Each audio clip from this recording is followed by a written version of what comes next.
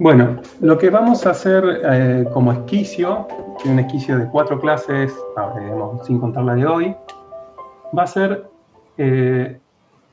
trabajar un tema que, como una reflexión sobre cómo es nuestra formación en una cuestión tradicional donde la estructura entra al final en los procesos de proyecto. Entra de una manera relegada, de una manera técnica, como muy centrada en lo resolutivo, y es algo esencial que estamos dejando de lado como si fuera una cosa que se resuelve dentro del proyecto. Y es una cosa muy fundante del proyecto, como para dejar tan fundante que no tiene sentido dejarla relegada o una resolución que estará dada por los especialistas, que el especialista resuelva esa, que el ingeniero la resuelva, o que entre al proyecto de una manera como un empaste al final de intentar resolver los agujeros que el proyecto tiene. Eso desde la reflexión más básica. Pero en realidad es interesante pensar que la estructura en sí, como parte del proyecto, puede aportar, y en eso digo, la modernidad fue quien puso la mira ahí, puede aportar una búsqueda espacial, proyectual, la idea de cuáles son los disparadores del proyecto. La estructura normalmente está dejada de lado y en realidad es un excelente motivador del proyecto. Cómo se aborda la estructura o cómo la estructura tiene cosas para decir respecto al proyecto. Lo que tenemos en pantalla es una obra de Peter Zumthor que tomamos para este ejercicio y es el Museo Bregenz, que hizo en el 94. A ver si cambia de página. Cuyo interior es este. Si ustedes lo miran, digo, hay algo que tiene Zumthor. Vamos a sumergirnos directamente en la obra y después hacemos una reflexión posterior. Esto es casi como si fuera una perspectiva. Fíjense que está la escala humana ya y unos planos de un grado de abstracción que parecen dibujados de grafito. Solamente una variación de color y hay una tensión en cómo incide la luz en este juego de planos, ¿no? Esto tiene un grado de abstracción súper interesante. El espacio contenido o el espacio que estamos viendo es el espacio que propone la estructura. Hay un correlato directo entre cuál es la estructura o esas 3 líneas que proponían el esquema de punto de partida y cómo incide la luz y cómo es el espacio interior, un espacio que es intencionalmente liberado, ¿no?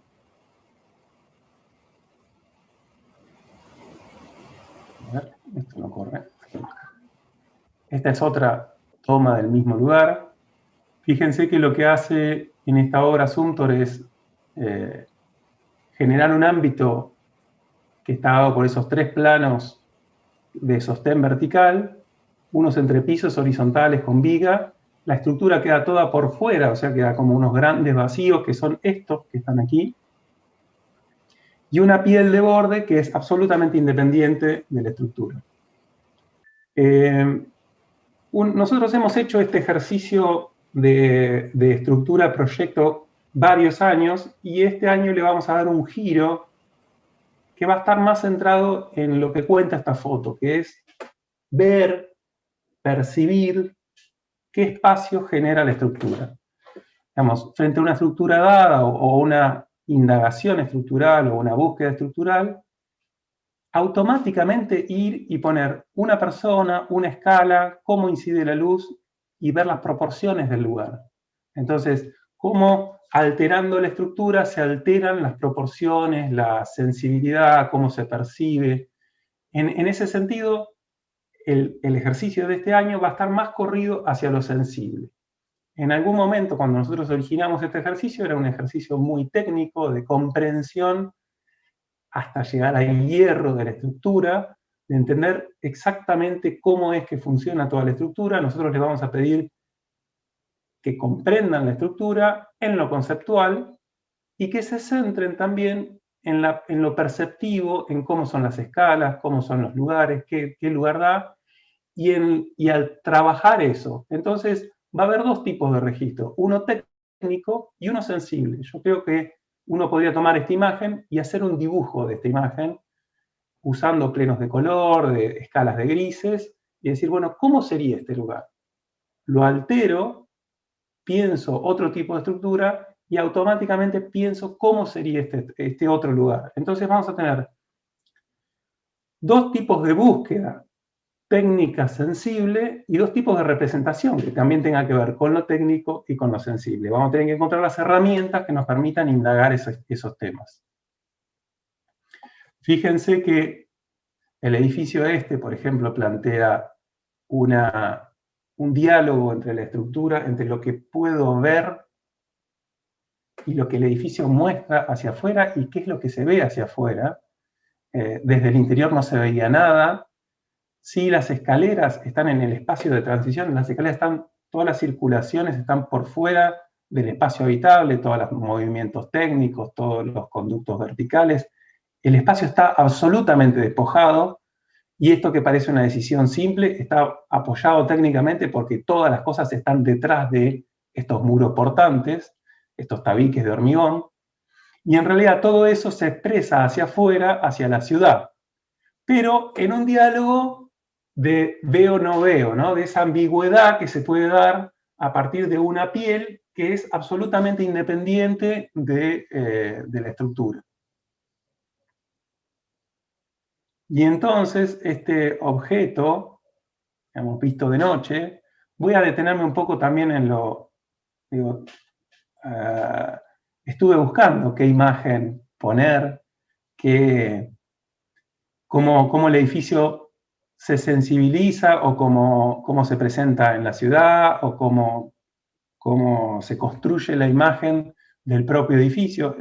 Cuando este edificio se ilumina de noche, es un faro, o revierte esta cosa de objeto macizo, pasa a ser un objeto etéreo, porque la estructura pasó a estar en el interior y la envolvente tiene una continuidad donde empieza a estar caracterizada por las luces y sombras que genera la huella de la estructura sobre la piel semitraslúcida.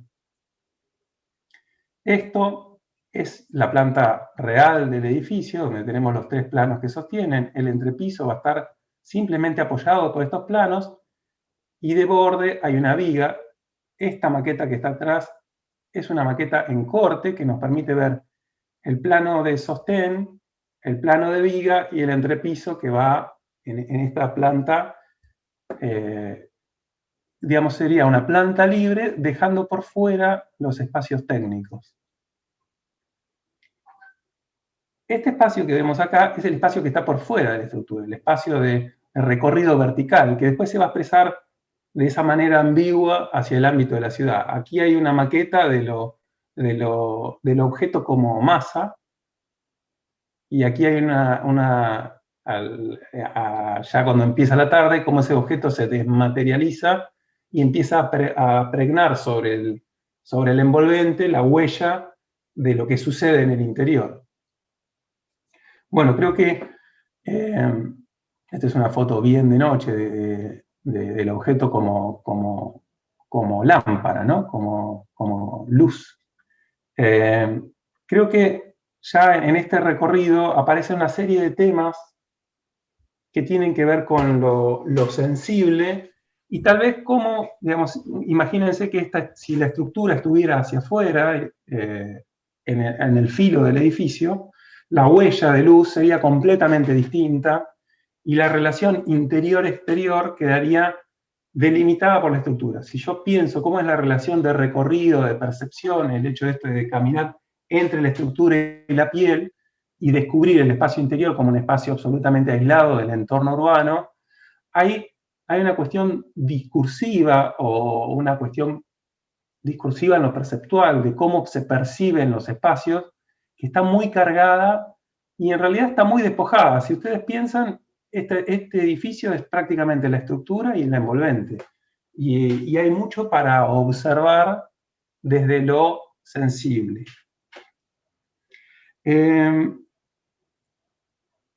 Tengo por acá un librito que se los recomiendo, que se llama Atmósferas, escrito por Sumter, donde hace como un recorrido de algunos punteos, de algunos temas que le interesan. Es una conferencia, raro es el libro, súper lindo, y arranca por la cuestión más ambigua, que es la de la atmósfera. Toma el tema de la atmósfera, cómo un edificio puede generar atmósfera, que es es abstracto, digamos, que es una cuestión que está muy cargada de la sensibilidad de cada persona, quien puede o no percibir la atmósfera que el edificio intenta generar. Y en realidad toma alguna serie de temas que tienen que ver todos con lo sensible, y habla, digamos, él centra, digamos, de la atmósfera, salta directamente a la magia de lo real, contraponiéndolo a la magia del pensamiento. Dice que él es una persona que transita mucho la magia del pensamiento, pero reconoce en el objeto tangible, en lo real, la esencia de su trabajo. Digamos, hay algo que tiene que ver con las cosas reales inciden sobre la persona y sobre las otras personas. El pensamiento tiene otro camino. Y acentuando esto de lo real, de la arquitectura, de lo tangible, habla del cuerpo de la arquitectura. No como un objeto disciplinar, sino el cuerpo como cosa tangible. Yo voy y me choco contra cómo ese cuerpo de la arquitectura interacciona con nuestro propio cuerpo, el cuerpo de la arquitectura y el cuerpo de la persona que lo percibe. Y, a ver aquí.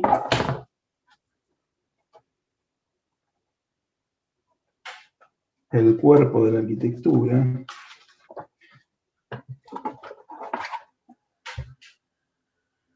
Dice, primera respuesta bajo el epígrafe El cuerpo de la arquitectura, la presencia material de las cosas propias de una obra de la arquitectura, de la estructura. Directamente un salto desde la idea de que la estructura es una parte fundante del proyecto. Es la parte que le da cuerpo a la interacción que después el edificio va a tener con mi propio cuerpo. Y después, a lo largo del librito, trabaja sobre el sonido, la luz, el olor. Bueno, ahí vamos. Vamos por todos los aspectos sensibles que la arquitectura puede condicionar. Pero es cierto que un edificio tiene eco, por ejemplo, y es una cosa que nosotros no abundamos. Es muy difícil corregir un proyecto a partir de cuál eco va a tener la consonancia de los materiales, en adelante. Y ahora vamos a un salto en el tiempo y a abordar esto que la modernidad, digamos, este es un dibujo que hace Mies, lo digo a propósito, dibujo, porque tiene el valor de la capacidad de Mies para dibujar también, que era muy buen dibujante, es de decir, bueno, antes de construir, yo ya estoy planteando un edificio que no se construyó, que es de hormigón armado, es un entramado de columnas y de vigas que sostienen entrepisos, pero fíjense cómo le da valor, corporeidad, masa al hormigón, haciendo los antepechos, que son los que van a permitir regular la entrada de luz y son los que le van a dar la forma al edificio. Fíjense que prácticamente no representa otra cosa que más que la estructura. Si ustedes lo miran, este edificio lo pueden imaginar perfectamente como un edificio construido.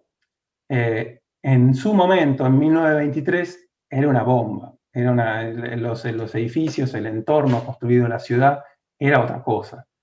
Pero me interesa, digamos, este ejercicio que hizo Mies, de plantear una estructura y plantear una sensibilidad, en este caso visto desde afuera y en diálogo con la ciudad tal cual es, con sus cornisas, sus techos inclinados, sus boveditas, sus coronamientos, la escala que puede llegar a tener este objeto, la escala de acceso. Ese es un ejercicio que va desde lo estructural a lo sensible. ¿Qué color da el hormigón? ¿Dónde están las luces y las sombras? A partir de ahí me imagino cómo va a incidir la luz en el espacio interior, y este espacio interior que seguramente, si uno abstrae esto, tiene una gran continuidad puntuada por la presencia de columnas.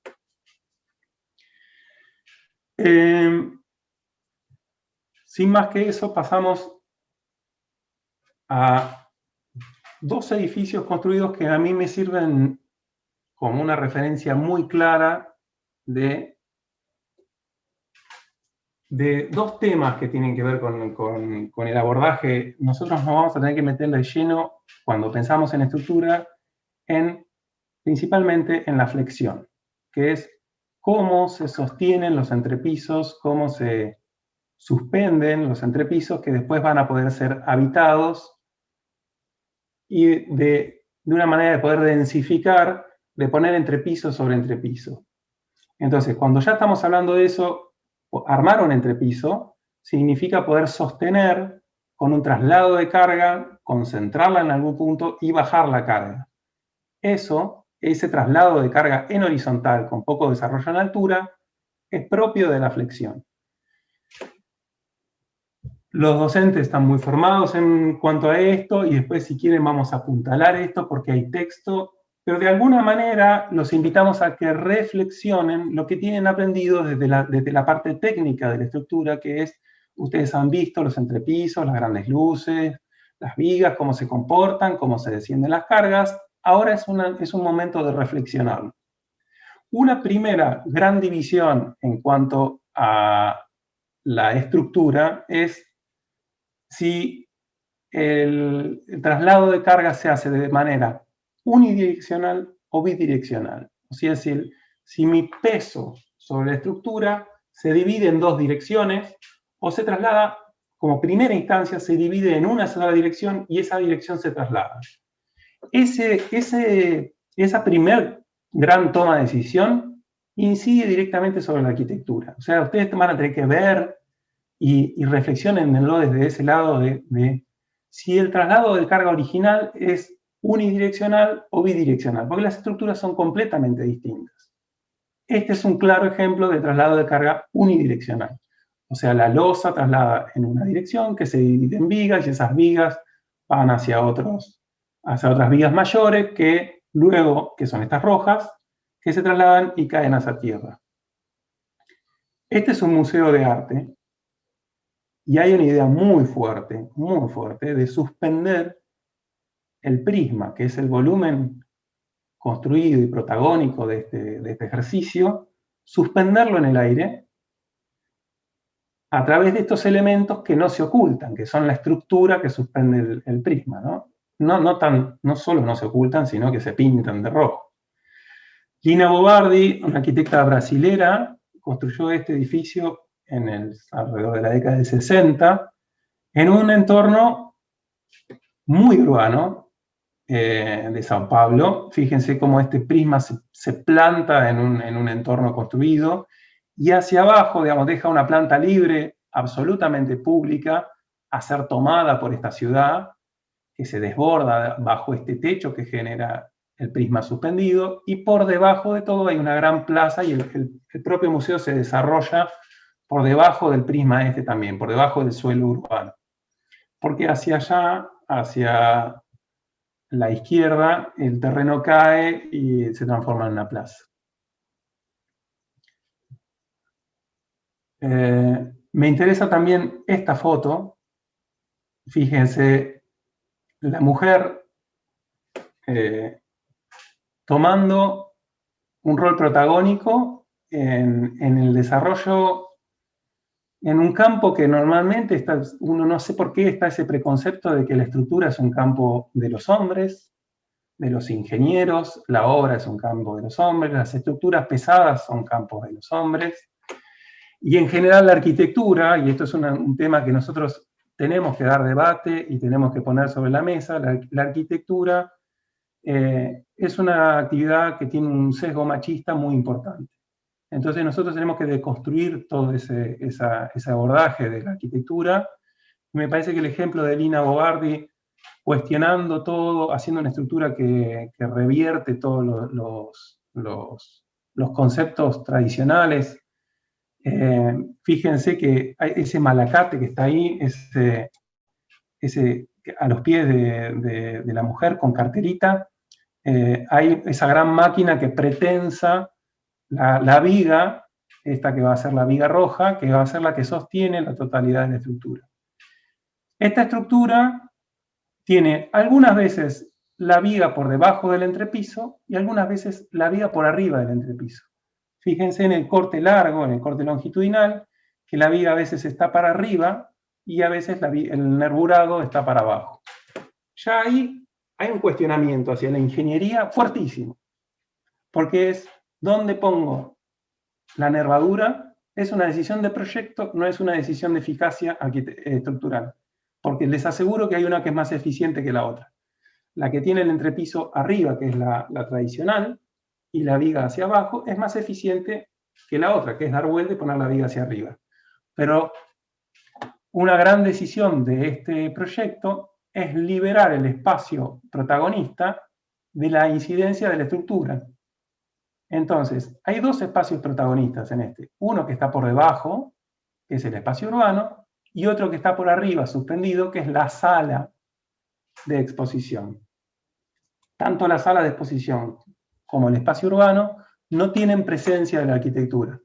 Ahora, si me alejo, veo, o si voy a los entrepisos intermedios con las salas menores, veo toda la estructura. La estructura no está oculta.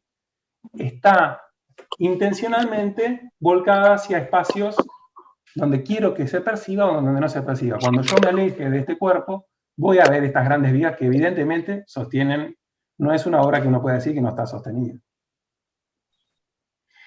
Y finalmente, digamos, este espacio que está acá, fíjense cómo es translúcido y transparente, al punto, esto es una cosa muy polémica o muy disruptiva que hizo Lina Bobardi, que es presentar todos los cuadros de esta gran sala sobre cristales, sobre vidrios, apoyados sobre daditos de hormigón, de manera que obras tradicionales como esos Mondrian, esos Monet que estaban expuestos ahí, se vieran de adelante y de atrás. Es una manera hasta provocativa de presentar el arte. Sí.